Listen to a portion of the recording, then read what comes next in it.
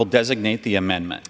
Amendment number 24, printed in Part B of House Report number 118-551, offered by Mr. Roy of Texas. Pursuant to House Resolution 1287, the gentleman from Texas, Mr. Roy, and a member opposed, each will control 5 minutes. The chair recognizes the gentleman from Texas. I thank the chair. I first want to open up by congratulating myself because 20 years ago, about an hour from now, my lovely bride said yes, and she's stuck with me for 20 years. So it's really a hearty congratulations that my wife would put up with me for these 20 years. But I'm deeply honored to count her as my lovely bride still to this day. So happy anniversary back in Texas. I'm offering an amendment here that would prohibit any of the funding in this National Defense Authorization Act from being used to carry out President Biden's executive orders on climate change. Our military should be focused very simply on its mission as a military, not social engineering. My colleagues on the other side of the aisle like to just dismiss this as some sort of political agenda. That, this is a foolish thing for us to come down and say that our military ought to be focused very specifically on ensuring they've got the tools necessary to carry out their job, not advancing a radical agenda that's actually undermining our national security and undermining the readiness of our men and women in uniform, because that's what's happening. That's the truth. In 2021, the Department of Defense spokesman, John Kirby, refused to say that China was a bigger national security threat to the United States than climate change. He called them, quote, equally important. Secretary of Defense Lloyd Austin has said climate change is an existential threat to our nation's security. 5 senior officials at the Department of Defense proudly explained in an op-ed that they attended the United Nations Climate Conference, COP28, citing the Biden administration's 2022 national security strategy as justification. Just this point, Biden's executive orders have served as a catalyst for reforms at the Department of Defense that compromise national security in order to advance the climate fetish of our colleagues on the other side of the aisle. While China, again, as I said in a previous amendment, is literally building 2 coal-fired plants a week, and we're doing nothing. And I mentioned this point, and I said, one of my colleagues on the other side of the aisle said, well, you're so committed to fossil fuels. Well, how about we produce more nuclear power? We've done one in my lifetime. I'm 51 years old. The United States of America, the greatest country in the history of the earth, has only produced 1 nuclear power plant in 51 years. If you're so committed to producing energy without producing CO2, why not build more nuclear power? But the fact is, it's not about that. It's not about that. It's about chasing the unicorn theory of energy, whereby if you litter the landscape with windmills and solar panels, never mind how those solar panels are created, never mind all the child labor being exploited, never mind the empowerment of China, never mind the massive pits that you have to take and stick the windmill parts in that are all created by mountains of fossil fuels. Ignore all of that common sense. Ignore all of that.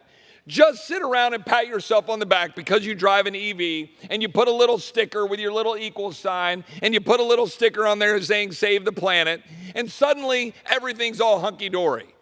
Meanwhile, our defense isn't doing its job. Meanwhile, the entire world is looking at the United States and laughing. Meanwhile, the entire world that is producing more CO2 than we are is looking at us while we undermine the very development of the power that made this world a better place. I reserve. The gentleman from Texas reserves. For what purpose does the gentle lady from Virginia rise? Mr. Chair, I rise to claim the time in opposition. The gentlewoman is recognized. And I yield myself as much time as I may consume. The gentlelady is recognized. Thank you, Mr. Chair. Climate change and sea level rise and increased temperatures and increased storms have a direct impact on military readiness, operations, and the health and well-being of our service members. Yelling and calling people names or ridiculing them for the type of car they choose to drive won't change that fact. When we had Navy leadership in a hearing, I asked them to talk about the impact of climate change on readiness.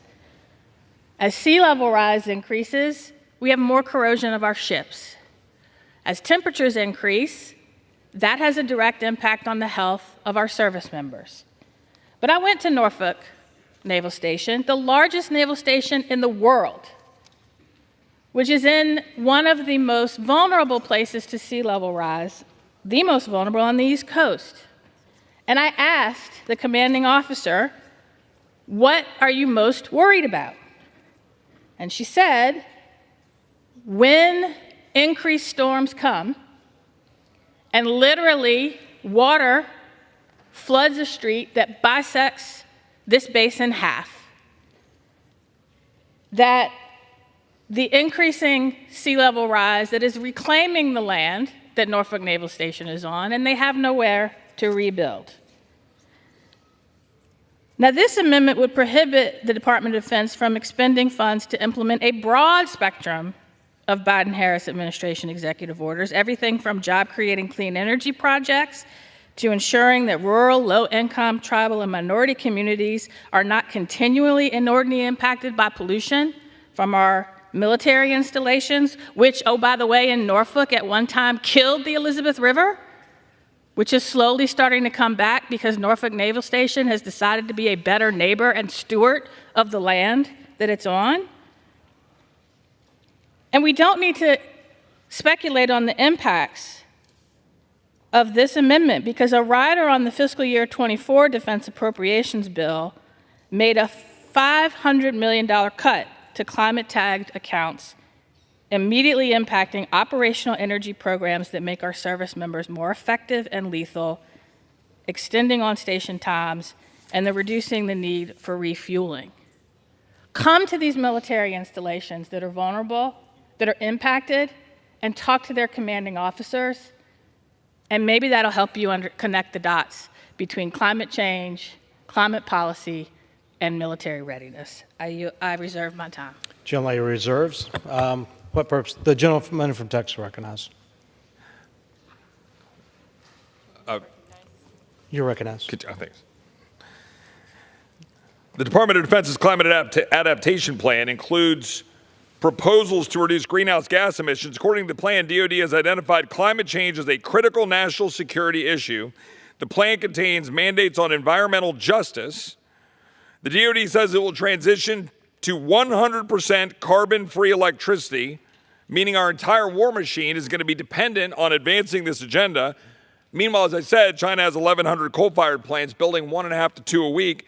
The DoD has mandated all non-tactical vehicles be EVs by 2035. It's only a matter of time before it's going to be tactical vehicles. I mean, the fact of the matter is, there is a reason the Department of Defense comes forward and says these things that my colleagues on the other side of the aisle say. It's frankly because they're being told to from the top for political reasons.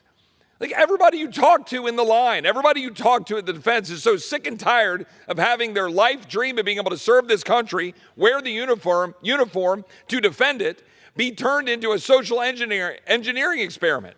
But that's what's happening.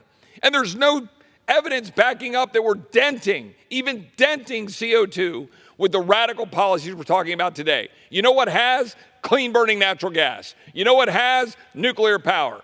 These fanciful unicorn policies are doing garbage, nothing, but they're destroying the military and destroying our economic competition. I reserve. I yield back. Gentleman reserves. Gentlelady from Virginia is recognized. I'm sorry.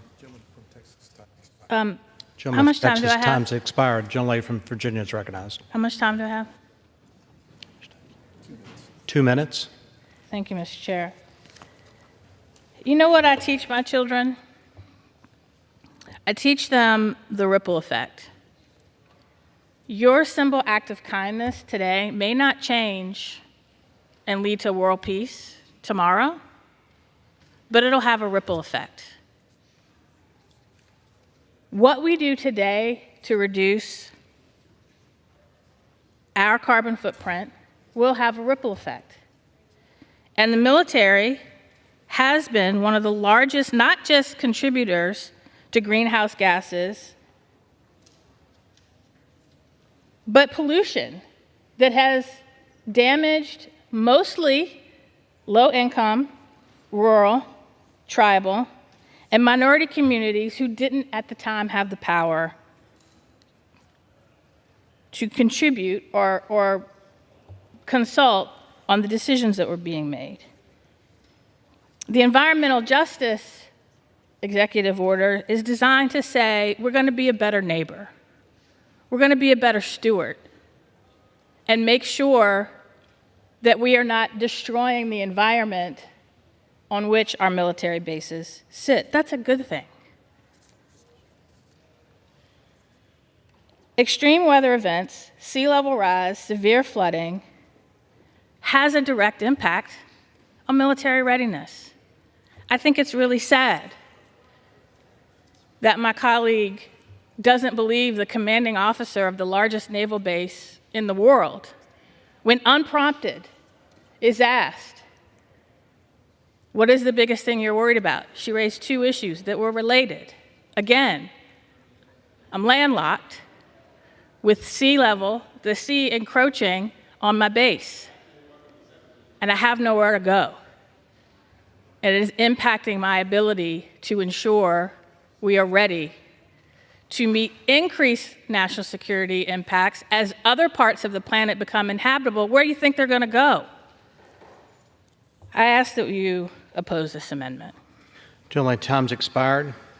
The question now on the amendment offered by the gentleman from Texas. Those in favor will say aye. Aye. Those opposed, no. In the opinion of the chair, the ayes have it, and the amendment is agreed to. Ms. Chair, Gentlelady, I rise to request a recorded vote. recorded vote has been requested.